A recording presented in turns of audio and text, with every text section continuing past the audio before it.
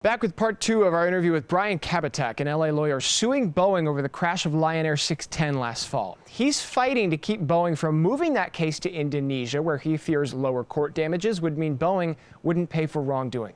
In this second part of the interview, I began by asking him if failed oversight means more people should feel the heat. Do you think that there's any fault on the part of the FAA here? It's possible. Were they negligent? It's possible.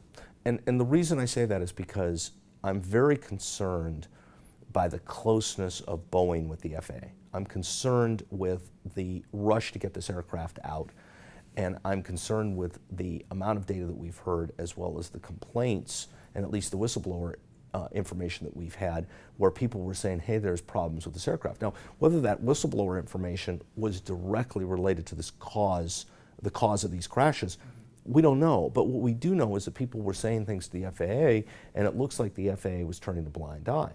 Are they legally liable? Well, we're going to find out.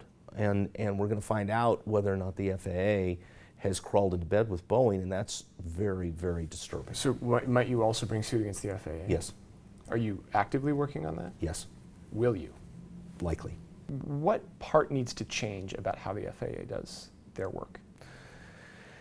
I think that the FAA needs to make certain that there's a steel wall between them and US-based aircraft manufacturers. Do you trust that they'll be able to put up a wall like that on their own? Today I do not. Today I'm concerned that given the current state of the administration's likelihood to support business, I'm very concerned that the interest of promoting U.S. business is outweighing public safety. What's the solution for that? Is it legislation from Capitol Hill? Is it an international body of some sort that can oversee the FAA? Yeah, I've actually considered that. I think that legislation from Congress would go a long way. Whether you can get something passed in this Congress is a big question. I think that an international body of people who are truly independent, including the notion that maybe NASA could take a role in this as they have in the past, to look at whether or not the industry is behaving appropriately and whether or not there's concerns before aircraft are given a green light and allowed to, become airborne, would be going a long way towards doing something like this. You mention sort of the interconnectedness of the FAA and business. The U.S. is host to one of two giants on the international stage when it comes to aircraft purchases. Right. Doing significant damage to Boeing could do significant damage to the U.S. economy on a global scale. So does that concern you at all? I mean, you say the justice system is fair, but is there an interest in protecting Boeing's business a little bit? Well, I think that we have to balance the protecting of business with protecting the public.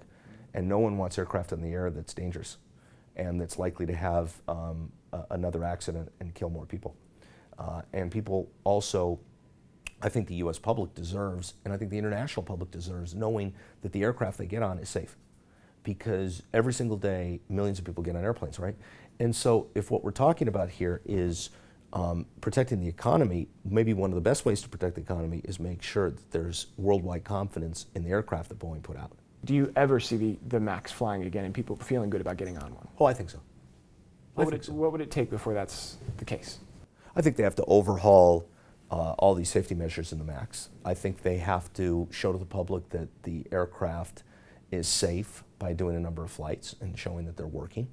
I think they have to, frankly, I think they have to take ownership of this problem and say they've corrected it and they made it right with the families, and they're not going to let this happen again. And I think it takes time. Do heads have to roll at Boeing for that confidence to come back? Maybe.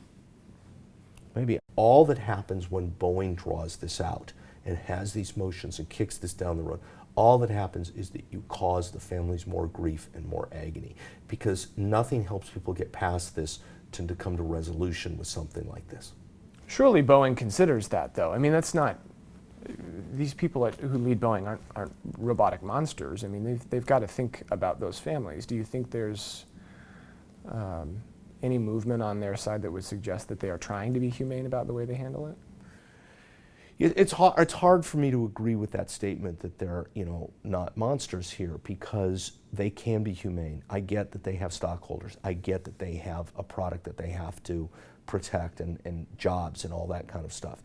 But given the facts and circumstances here, this is crying out for some kind of an early resolution, because I don't think that if I were running Boeing's legal department, and I'm clearly not, but if I was, I would be saying, let's go to these families early and sit down with as many of them as we possibly can and try to put this behind them.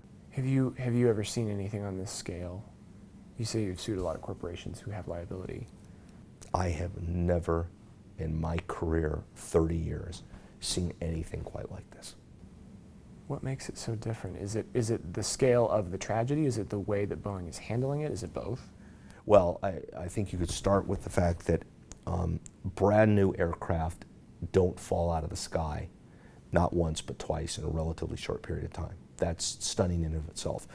I've never had a case where so many people in the press are helping me do my job by digging and finding more information, and it seems like an unbelievable fountain of information that keeps coming out on almost a daily basis. More information coming out. Everything that I see here just strikes me as one of the most interesting cases as a lawyer, but also one of the most obvious cases. This is one of those cases where it just stuns me, the amount of evidence about their life. So then if it's so obvious and it's so egregious and the people who run Boeing may not be monsters in your view, why shouldn't heads roll? Why shouldn't heads roll, and why shouldn't they try to settle this case early? Or even if you don't roll heads, at least admit responsibility, don't try to walk it back, and try to come up with some solution now for these people. Boeing did not respond to a request for comment.